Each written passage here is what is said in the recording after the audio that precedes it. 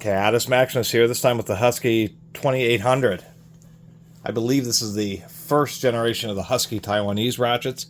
There was a very similar USA-made version of the ratchet, of this ratchet, that looks very similar, but it doesn't have the retention screws. It was kind of an odd hybrid where it had like a snap ring style bottom plate, like the what I'm calling the second generation, although I may be incorrect.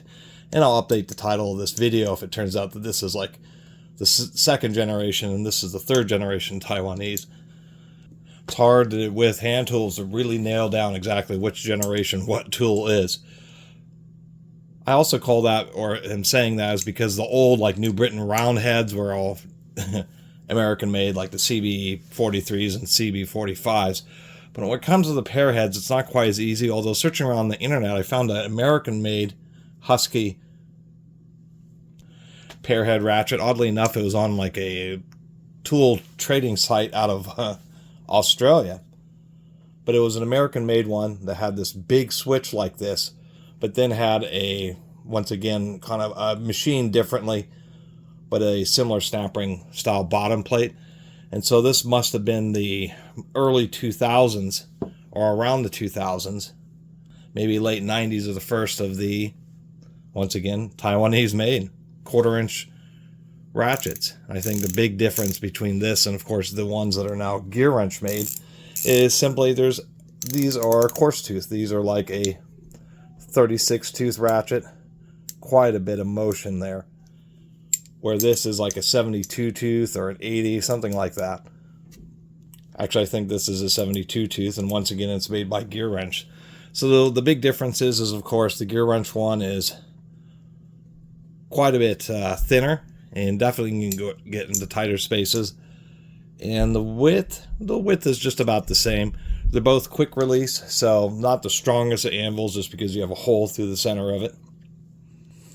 But this older, with the gear wrench, even though it's more compact, there is less metal there. There is less material. We can see the handle's thinner.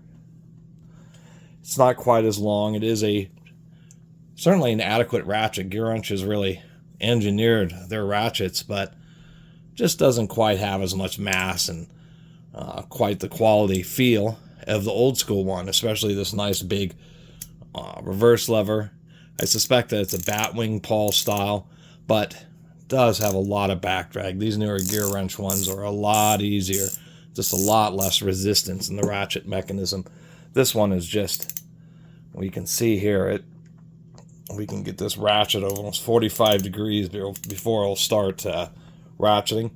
I'll give them a little bit of credit here. It has a reasonably tight anvil, and kind of reminds me of the Ace Professional, and that's why I'm also labeling this as the Husky Professional Taiwanese. It has a very stiff, I don't know how to really put that on camera, but this is a stout spring for the quick release. And even on sockets like this that don't have undercuts, I don't even know if you can, there you go, there's no undercuts, still holds on to it really well. Taking a look inside, just a couple little screws here. That screw, I do not want to poke myself with the screwdriver, but this screw is actually,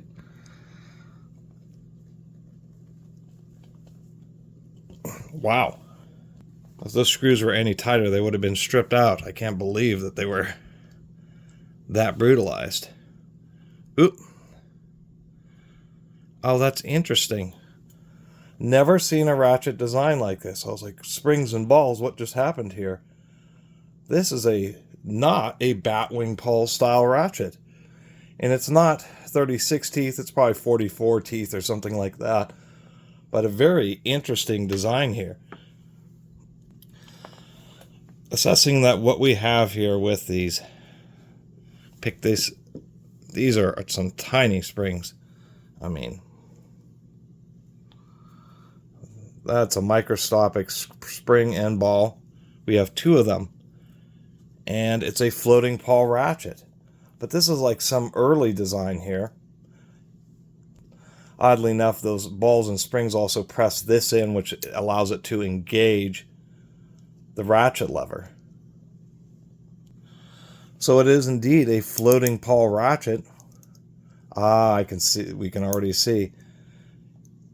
This is a great example of why Pear heads some self-reverse, is the fact that there's just enough resistance on the pawl to where instead of it ratcheting like it's supposed to, it just drags the pawl to the other side, causing that reversing problem. And so they had a nice strong design here. I mean, if I hold the reverse switch, it works properly. Whoop. There we go.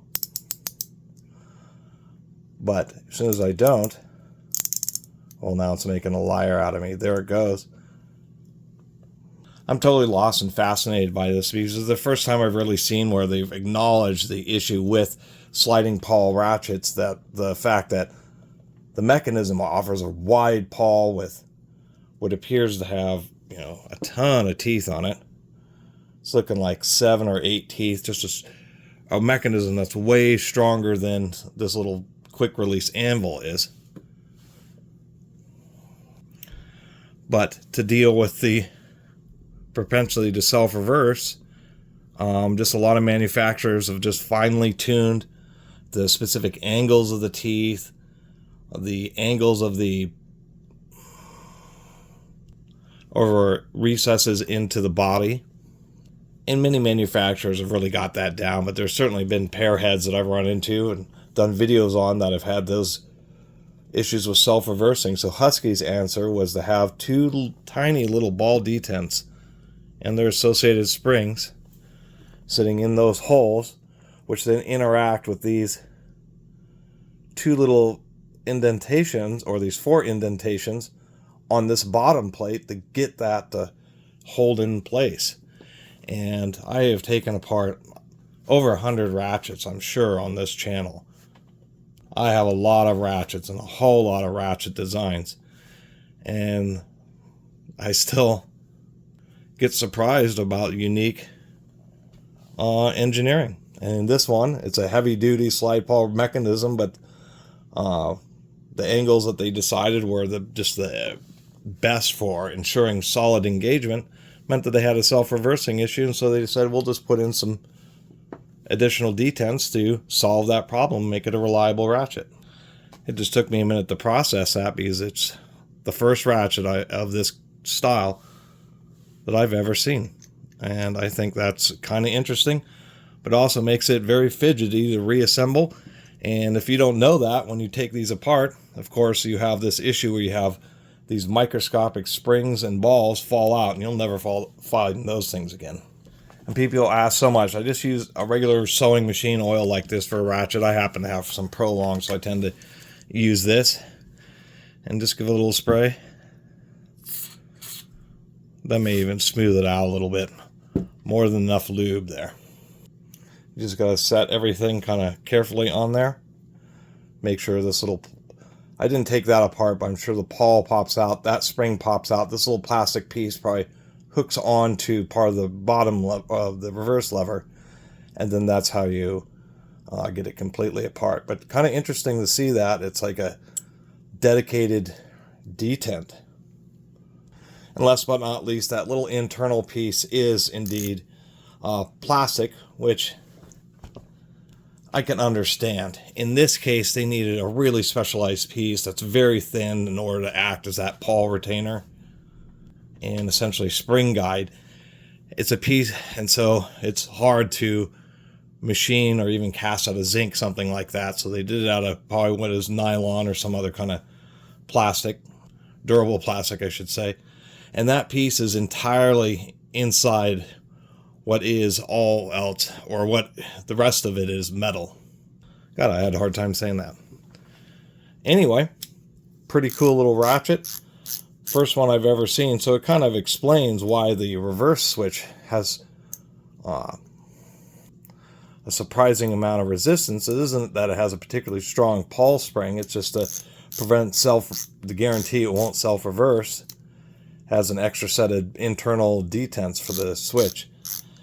And after taking apart so many ratchets, you'd think everything. You had seen just about every kind of variation of design. But once again,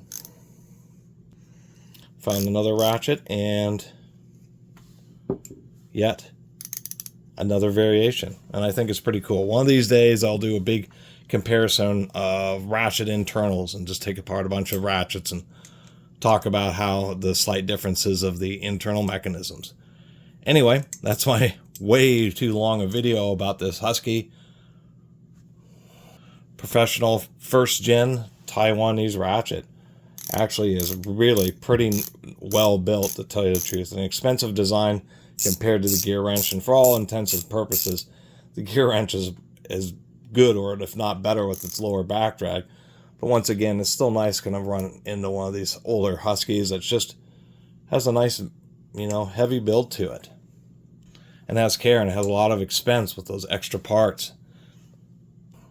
And kind of goes to show the slow decline of Home Depot's hand tools, which used to be in the 80s, 90s, and early 2000s. Pretty good stuff.